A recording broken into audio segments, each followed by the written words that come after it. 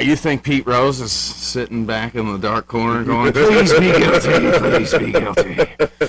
You know what?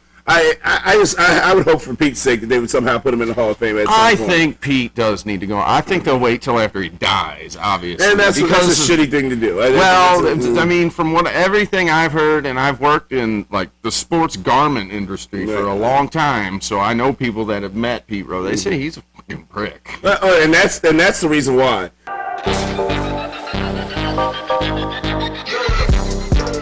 Friends, countrymen, fellow degenerates, welcome back to Bets and Buds. I am Jason Smoking Token. Hi, I'm Bobby Light. Hey, welcome to this March Madness season here of Bets and Buds. And season here, this is the Gamblers World Series right here. For most of the professional gamblers, this is where they like to test their savvy and see what they can come up with. I can see why, because some of these totals on just 3 and 4 game parlays are insane. You know, this is the first year I've ever really truly looked at it like that, but it's finally diving into like really full on gambling, because I try not to gamble on shit that I don't know about. Right. I really do. That is one of the things I try to pride myself on. NFL, I can bet on that stuff every week, all day long. But like when it comes to like the college basketball and some of these other sports like baseball and hockey, like you can like throw some like legitimate hockey bets out there. But some of these other sports, I can't legitimately throw a bet out there knowing that I don't really have a solid knowledge at all. But yes, this is by far the second most bet on outside the Super Bowl event. Outside of the Super Bowl? Yes. So like that's surprising too, because just the amount of games that get played over the course of the tournament. But again, and this is also the difference between the women's tournament and the men's tournament. The women's tournament, the lowest seed to ever win a championship was a 3 seed. Oh, really? Yes, a 3 seed. Okay. Because you get a lot of the top teams, the girls stay together a lot longer. Yeah, they stay together a lot longer, and so you really don't get the upsets like how you do in the men's game. Like the men, I had one parlay already blown up already. Like my first one, you had the 14. Yeah, I had Long Beach State, I had McNeese, and then I had Oregon, right? Who's playing right now? Right. Who's playing right now? Oregon has to beat South Carolina. Yep, they're beat South Carolina right now at half. Yeah, see, but I needed Long Beach State to win, but that was my longest odds in that one. But that parlay was like plus 9,500. It was something super low. Yeah, I mean it was plus 1,400, but they're actually realistic games that they can win. Right. And they make it so much more exciting, especially on nowadays when you don't know who the players are, you don't have a relationship with the school, you don't have a rooting interest in it. So I can see how the gambling side of it. Fuck a bracket, fucking tournament bracket. I mean, man. Yeah, I didn't fill out a bracket per se this year either. I mean, I did one, looking through one to place a bet. Like, I've got 4 teams going to the Final Four. I like UConn out of the East. Mm-hmm. They're obviously number 1 seed out of the East. I like Baylor to come out of the West. They're number 3. Houston out of the South. And then Kansas, old Rock Chalk Jayhawks, baby. Yeah. They're number 4 seed. Now, to win their regions, make Final Four, $100 bet, $59,000. Oh, nice. It's insane. You could put together like a whole so many combinations. That's why this is the gambler's delight. Like this is the first year I've truly looked at it from the gambling side of it, and this is like truly the gambler's delight right now. It really is. I think I didn't pick any of those type of parlays on that because I'm just like, you know what, I'll keep playing around with it as the weeks go on. But I did have like a couple other parlays. So like today, going through the rest of the tournament, I have Dayton winning, and I think they're playing who's that? Nevada. McNeese has to beat Gonzaga, and then Yale. I can't remember who Yale was playing. Auburn. Yale was playing Auburn, which would blow up a lot of people's brackets. It would blow up a lot because a lot of people got Auburn going pretty far. But that was at plus 44.88 for those 3 teams to win.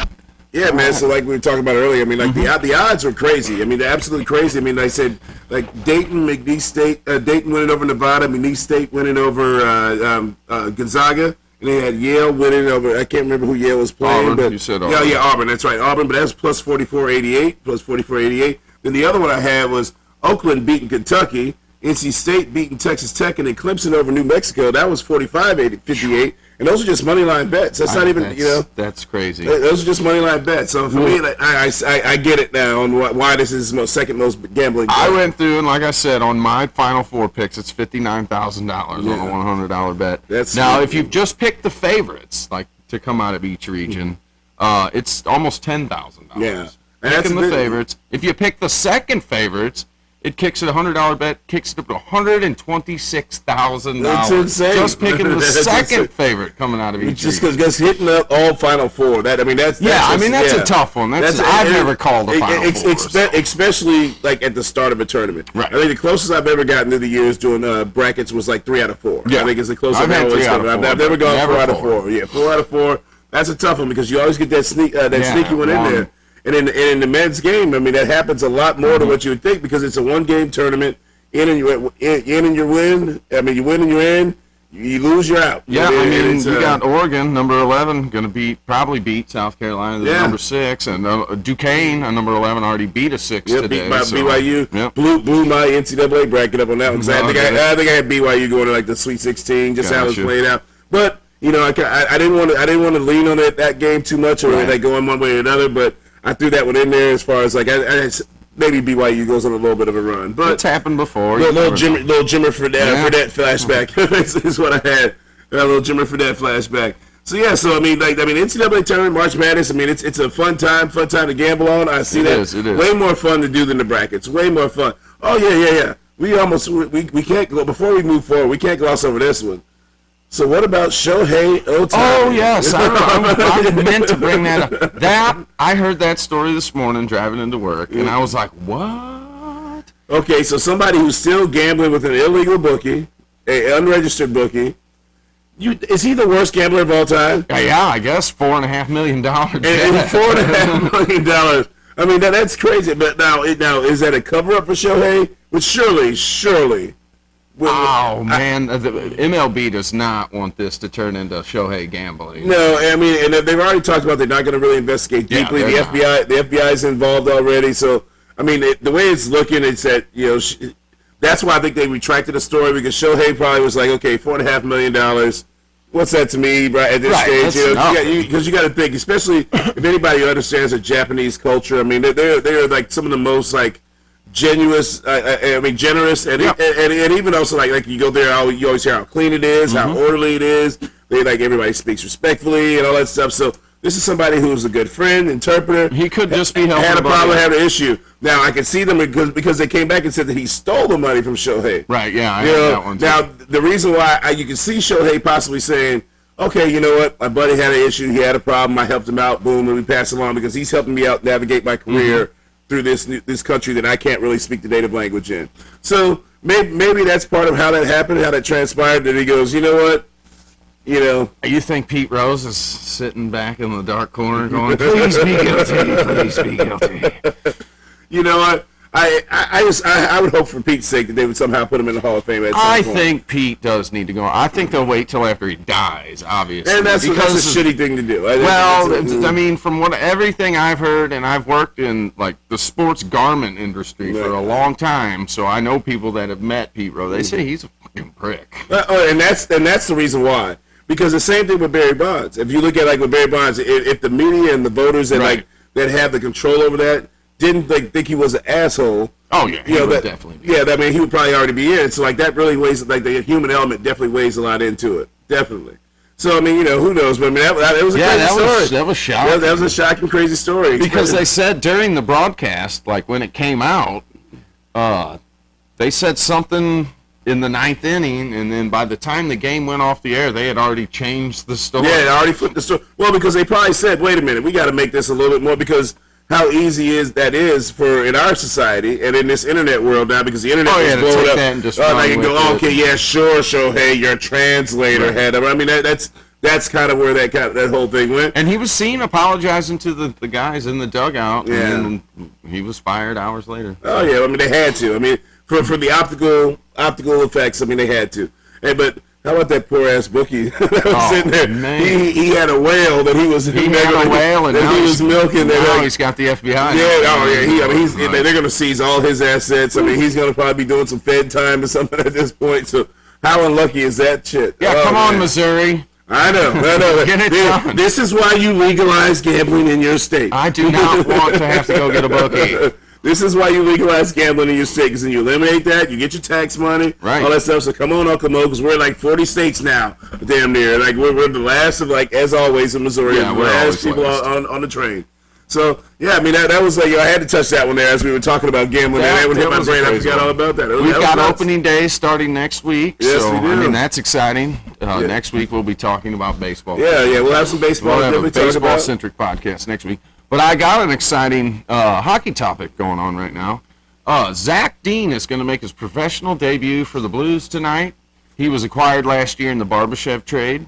He hasn't really been doing that great in the minors, but I mean the Blues are looking for anything right now. Well, then you got to give him some professional ice time. See if the kid can handle. Yeah, I mean you traded a well-liked player for him. So stud. I mean a do dirty, do all player. Really. You got to see what you got out of him. And this next 5 games for the Blues are very important. This is going to make or break whether they go to the playoffs because you've got Ottawa, the Wild, Vegas coming up, Flames and Sharks.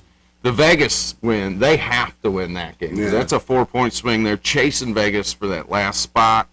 They got to win 4 out of the next 5 for sure. All right, let's go. If they even want to sniff the playoffs. Let's go Blue Note. Let's go, baby. Let's go. So you were talking earlier about some NFL rule changes potentially. Yeah, so we got the league meetings next week. I guess the league meetings, are down in Orlando. I want to say Thursday of next week or Tuesday or Thursday of next week. And so then we had so one of the biggest ones that was on the slate was the kickoff. The kickoff. So apparently, when I was listening to it the other day, just yesterday, they were talking about. I guess there was 1,900 some odd kickoff touchbacks last season. Okay. There was 13 kickoffs in the Super Bowl. And not a single return. And so they're basically saying now that they could be 1,900 more plays that can be involved with this new rule. I wish I had a graphic to be able to draw this out and explain this to how this works for everybody. But what they're proposing, so the XFL, if anybody watched the XFL, which I'm not going to lie, I didn't really watch a lot of XFL. I did not. And I think the UFL is going to have the similar type kickoff strategy. Okay. What's going to happen is the kicker still kicks from their 35. Now your kickoff team is going to be standing on the opponent's 40. The other side of 50, so crossing the 50, standing on the other side of 40. Now, they use this a lot of times for practice, for kickoff practice. Okay. Because of the same player's legs, not having doing the full-on run over and over and over again. And then so what the opposing team is going to be standing 5 yards away at the 35. On the 35. At the 35. Okay. Yeah, so that's where that's laid out. So then you got your returns. So you have like 9 returns. Let's say you have 2 guys back in a return, and they call it a strike zone or the landing zone, whatever the term they use, between the 20 and the goal line. Now, it used to be last year they changed it to where you can do that fair catch on the inside. So now that ball has to be fielded. If it lands within the sweet spot of the landing zone, it has to be fielded. It has to be fielded. Also, if it crosses the goal line, goes into the end zone, that ball that has to be downed. Years ago, like back in the day, that ball used to have to be down, otherwise it was a live ball. And all of a sudden, somebody changed it to where they're like, "Oh, let's just blow it dead once it crosses the goal line." That can't happen anymore. They were trying to speed the game up, I think, at one time. And they were also trying to just combat the elimination of the danger of the play and all that stuff. But it really took one of the most exciting elements off because everybody loves a good kick return. Man. Yeah, I mean, think about how many games the momentum was set by an opening kickoff being ran back, or coming out of halftime and the kickoff being ran back. I mean, those things were big, like part of the game that was missing. And so, as much as it's kind of, as for a football purist, it's kind of a shitty rule because of where it's going. You still are keeping that element in the game because it was either that the kickoff's going to be gone, or hey, let's try this. Yeah, just start at the 25. Let's try it. So at least you don't have these all these beasts of athletes at full-on running speed just blasting each other. I wouldn't want to do that. No, I mean, it's a shitty job. Like I always tell people, if I ever had a chance to make an NFL, that would have been what I did. That would have been the way I would have made it. Would have been a special teamer. I would have been a jobber. I mean, that's how it would have been. I mean, that's a. So we'll see. That's definitely going to change a lot of even the strategy. Yeah, I was like, we haven't had a good Devin Hester type returner in years, and he's about to go in the Hall of Fame. So can you imagine? You can imagine these rules that are under play now. We might not ever know how great Devin Hester was. Because he wasn't that great a wide receiver. No, it wasn't great. Well, and he was more of a defense. And like in college, he was actually a defensive back. Yeah, and so they put him in the ball because they're like, dude, let's try to get the ball in this guy's hands. So he never was a natural receiver, but the greatest returner we've ever seen. I mean, by far, greatest returner we've ever seen. I watched. It was like a 12, 15-minute compilation of just him returning touchdowns. Yeah, because he has ones even he didn't take it to the house. They were just like, oh my god, that dude's amazing. So I mean, without that, without the and plus, there's a lot of jobs by guys that are kept on the team just by special teams. I mean, it really is. I mean, and even when you think about other coaches that coach special teams, everything that would have been a whole facet of football. And the game gone. And the game is called football. Right. So we have to kick it. Yeah, you got to kick it at least sometimes. But there has that kicking element, and that's a big part of the strategy of the game. So I like that. And they also said they'll bring back the onside kick. It just won't be where I guess there's going to allow a little bit more of the aggression and assertion where they can load up a side. Okay. On the onside, because before they made it to where you had to split the sides, and I think now they allow you to load back the up the side. onside kicks are kind of boring nowadays too. The only problem is there's no more surprise onside kicks. Right. You have to pretty much announce and declare that you're going to do an onside kick. But with doing so, I think they're going to allow it to where you can actually load up the sides like you used to be able to do, where you can put 8 guys all on one side, 2 on another, and just kind of spike that. Well, because the guys usually the first guys in aren't even trying to get the ball. They're blowing up that front line up, and like I said, they're hoping that your guys from the backside come through to be able to recover that thing. So we'll see. Like I said, they're trying to keep the special teams alive in the game. So we'll see how it goes. Special teams is fun. The other rule that I know that they were talking about trying to cover and jump into was the hip drop tackle, and this is the one that I hate like more than anything else. Oh, it's a terrible tackle. It ruins guys' careers. No. But what are they supposed to do? What are they supposed to do? I don't know. Okay, so we already got the horse collar. Know. You can't reach your head. You can't yank that. You can't hit the head anymore. True. And now, should we just go to flag football then? Nobody wants that. Nobody wants it. That is not the game that we all know and love. It really isn't. So I don't like the hip drop because that's a very first off it's a very interpretive rule. Okay. But, that means you have to, as an official, has to assess, was that a hip drop? Did he put his weight down when he put? That's just like a horse collar. At least that's clear. You can see. You can clearly see that. Okay, that makes sense. But to say a hip drop when you don't want to give these guys headshots anymore, so you try to take the head out of the game. What are you gonna do? Move your body to the side and go grab. Yeah. So you have. And with that game going at that speed and these guys running that fast. You guys are trying to get Tyreek Hill. It's such an ugly-looking injury when it happens. Yeah, it is. But again, that's a byproduct of trying to take the head part out. That is like when you got Tyreek Hill running the field, what are you doing? You trying to get that motherfucker down any way you possibly can. Break his leg. Yeah. You try. Because nobody's intentionally trying to. No, they're not trying to. And especially when you listen to the wordage that they use. They say it was something about relieving your weight. And taking and basically dropping down to the ground, basically with dead weight to take the fit. That's essentially how they're trying to describe it, is that you leaving your feet and that's going down with dead weight to pull a guy down. But okay, so then how do we propose we get these freak athletes like Jamar Chase, like Tyreek Hill, down on the ground when they break off in the open field? What are you supposed to do? Yeah, I don't. It's already hard enough as it is on defenders. All the way around. That's even more that also segues into something else I want to talk about with that. That's even shows you how much impact the 7-on-7 has gotten into the game now. Okay. How big receivers are as far as in their position and how much money they make. Right now wide receivers are outside of quarterbacks the highest paid players. If you're a top receiver, you really are. And that's a big part of the 7-on-7. And the way they progress, kids are getting scholarships now off of 7-on-7 football. And the end of my high school era was when that was just budding up, at least here in Missouri. I know a lot of places like Florida, California, Texas, they were doing it a lot more. But a lot of times the reason why they didn't even think about giving you scholarship offers from it was because it wasn't translatable.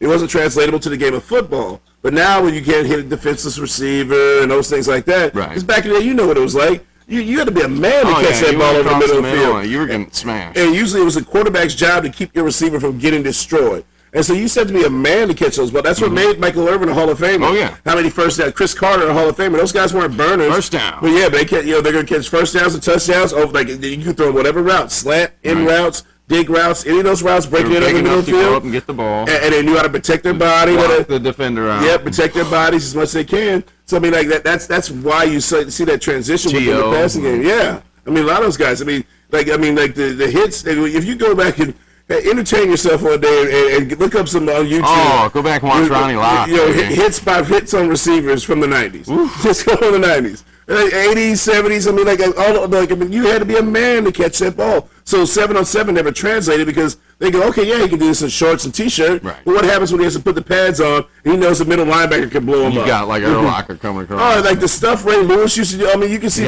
Ray Lewis used to give it to receivers that would come across the middle. Guy run a slant route, wasn't even getting the ball, and Ray Lewis is going to blow you the fuck up. And guess what? You want to go back in there again? No. Coach calls another slant route for going, I'm good. I'm good, Coach. I'm good. So, my ankle hurts.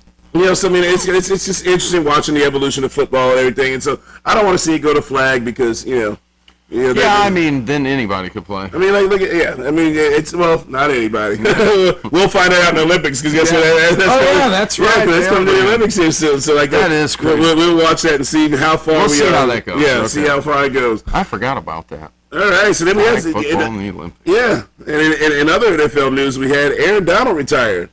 That is, he started. He was here in St. Louis. Yes, he started here in St. Louis. Got drafted here. What a career! Oh yeah, I mean, what a career! I mean that's what you call a game changer. He's one of those guys he's the true definition of a first ballot Hall of Famer. Oh, yeah. I mean, was he had 3 years on the first team? Was it Defensive Player of the Year? I think. Three-time Defensive Player of the Year. Yeah, three-time Defensive Player of the Year. So I mean, just Pro Bowl every year of his career. Got a Super Bowl. I mean, and especially when you look at his build, because it wasn't like he was a monster D tackle. I mean, he only weighed about 280 at the heaviest. He's just, but just his feet, his strength, his technique, just every. I mean, they were showing videos of how many times he got triple teamed on a routine basis. So that's huge. Tripled, yeah. You know how much tying up 3 guys. You tied up 3 guys on the offensive line for one dude. How much easier he made everybody's job on that field. Crazy. I mean, that's just. I mean, just a monster. Hats off to Aaron Donald, first ballot Hall of Famer. We'll be seeing him in the NFL Hall of Fame enshrined here in the next 5 years. We'll still show him some love because he's good, and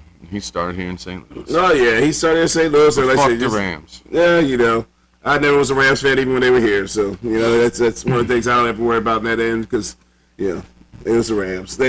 I'll never forget when they first got here. And then who was it? Dana Stubblefield. They kicked their Rams' ass. Oh, same old sorry ass Rams. Yeah, because they started out 4-0 that year. Yep, and then they just blew, and then the Niners kicked them out, and I think they ended up going like 5-11 or something like that. Yeah. So I mean, but like I said, hats off to Aaron Donald. The next one, this happened after we went off last week, was Marquise Hollywood Brown of the Chiefs. Big move. That was a huge one. See, all you Chiefs fans, you got a wide receiver finally. Yep, you got a battle for your three-peat now. You got a chance at your three-peat, so let's see what goes on. Stays healthy because that's a receiver that can catch the ball. He can explode downfield. And he's going to free up a lot of Kelsey because Kelsey got bottled up a lot last year because once other teams realized there's no other threats. Yeah, because, I mean, Tony wasn't it. Rice started to come on at the end of the year, so that'll be a nice little 1-2 punch. Oh, yeah, that'll be a great man. I mean, that's going to be some great weaponry because you got a slot receiver that's explosive like Marquise Brown. Rasheed Rice can be one of your possession / just moving the chains guys. I mean, so Kelsey's still doing his and then Kelsey just being Kelsey. I mean, and Pacheco's getting better every year. Oh yeah, so I mean, we'll see what they do as far as shoring up their offensive line and so on. But I mean, they'll do what they do because the Chiefs are the Chiefs. And Andy Reid's Andy Reid, Patrick Mahomes is Patrick Mahomes. This was the one that surprised me is the Justin Fields getting traded to the Steelers. That was a lot of whispers there. The biggest thing I think for the Steelers there is they got the cheapest quarterback room in the NFL. Oh yeah, like less than $4 million designated to the quarterback next year. I mean, that's insane. So you got Russell Wilson, you got Justin Fields. Fields can sit behind Wilson, maybe learn a little bit. I don't know how much Wilson still got left in the tank, but he didn't have a terrible year last year. No, he really didn't. I mean, and it's also probably psychologically was tough to know that, what's his name? Sean Payton didn't want you. He knew. I mean, he felt that instantly when Sean Payton got there because he said all this shit changes. He's like locker room. I mean, a private office. Team three in the building. Like all this, it was clear and obvious that Sean Payton did not like him, did not want him in the building. So in spite of all that, he still produced fairly decent numbers. He did. He had 24 touchdowns to 7 interceptions. I mean, so he was still throwing the ball around. Yes, I mean, I think that quarterback room with him and Justin Fields is going to be a good situation, I think, for both of them. Yeah. And I mean, in the Steelers. The two-headed monster the Steelers got in the backfield. Oh, Harris and Warren. And then Pickens. I mean, you got George Pickens. So, I mean, Pat Freiermuth now. That'll be one of the kickers because that's one thing, and I know this from having Russell Wilson on my fantasy team a couple of times. He does not throw to the tight end. No, I mean he does not, and that's part of I think some of the issue that a coach like Sean Payton would have with Russell Wilson because he liked to throw to the tight end. Well, he likes to work all angles of the field because there's certain plays the way he likes to call plays that they set up for big plays. Right. So you go and you hit the tight end on a seam, hit the tight end for a seam. Then all of a sudden now you got a post corner open on it. There's just so many things from a scheme aspect that if you're a play caller like that, you got a guy who doesn't make execute those plays. That's a tough one. I mean, and I know that for a fact that any tight end that's ever been on Russell Wilson's team, or if I've had a tight end that Russell Wilson is throwing to, they don't do shit. No. I mean, they have a very mediocre season. So we'll see. But I mean, it's gonna be very interesting in that. Like, interesting QB room, definitely interesting. QB room. I'm be interested to see what the Steelers look like on offense next year for sure. Especially with the mediocre season they just come off with that Pickett. Well, I mean, that's going to be. I mean, that's that's one of the reasons why they kind of drastically changed things up because they want to see. Rudolph end up signing with?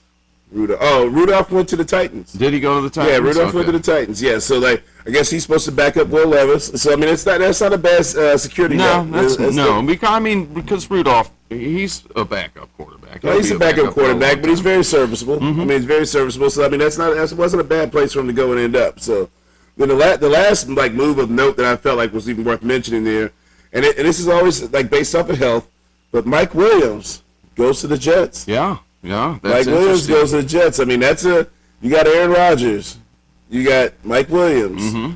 you've got Breece Hall, you've got what's receiver? Wilson. Yeah, Wilson. Yep. Wilson. Yeah, you got Garrett Wilson. Yep, you got Garrett Wilson there, who's a stud.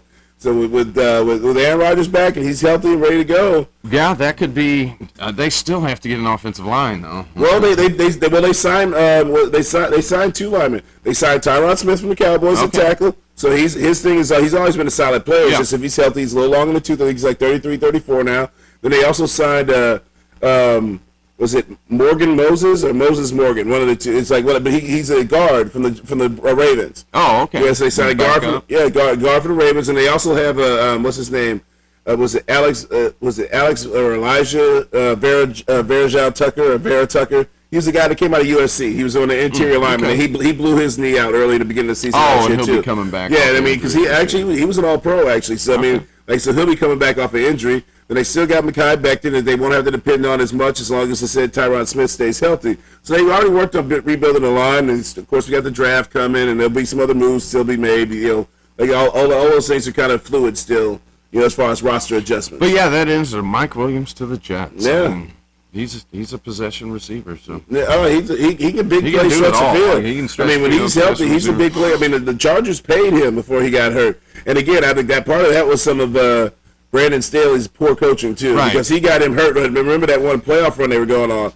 They had the game sewed up, it had no playoff implications. He was in the game still. And he on a big deep ball down the field, he got blown up and hurt his back right before the playoffs, and that took him out of that playoff series. So, we'll see. I mean, it's not that I have a lot of faith in what's his face. What's the guy who was there with the Broncos? Nathaniel Hackett. Nathaniel Hackett. Yeah, Nathaniel Hackett. So yeah, I mean, not that I have faith in him, but I got enough faith in Aaron Rodgers. Yeah, I think Aaron Rodgers knows enough about football. He'll just call his own plays. Yeah. So I mean, we got a little bit more March Madness coming up here. Yeah, we got the draft will be up here coming up real soon. We got about a little bit under a month before that comes up into play. Yep, I've got no major upsets that I'm seeing right now. So everything's outside the Oregon's beating South Carolina. Yep, I need a little Beach State today. Nevada's actually beating Dayton right now. 10's beating 7. Come on, Dayton.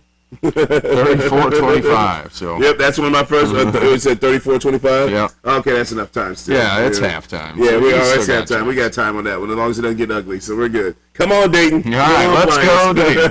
Come on, Flyers. All right, I think that wraps it up for this week, brother. Okay. All right. I mean, they say unless you got anything else on the slate. No, just get out there and put some bets down on college basketball. Man. There is money to be made. It is money to be made, man. It is. I mean, that is a feeding frenzy out there. I mean, you don't have to go crazy. Nope. That's some small units can make some big money very fast. Yep. Very fast. So. Especially when you don't have any root interest in it, get your extra reason to watch the game. Nobody. I mean, unless you're interested in Illinois. Yeah, which I'm not one of those guys. I'm a Missouri person. I don't root for Illinois teams like that. So you know what? Yeah. So let's plan on that. I think we got when's the actual opener for the Cardinals? I know our home opener is April 4th, but I think the 28th, I believe. 28th. Yeah.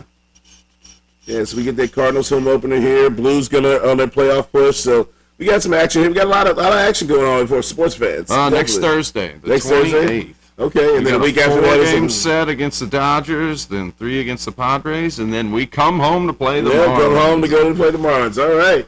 The team we play all 30 games in spring training against pretty much. So every week it looks like you see the Cardinals playing the Marlins again. I have actually never seen the Marlins in person. So. Really? Mm-mm. Yeah, so it'll be interesting. It'll be interesting. We won't be seeing much of them in person anyway. Right. That's but yeah, no, I've never been down to a Marlins game. Yeah, so. that's more of a celebration party day. So shout out to Brett. Shout out to Brett on that one. That was a celebration for us there. All right, so we'll be back, I guess, next week to wrap up and talk about all that action-packed sports, Blues, Cardinals, March Madness, first round, second round of March Madness. Yes, sir. More NFL. We got Cardinals. Just getting ready to be good old summertime betting. All right. See you guys next week. Peace.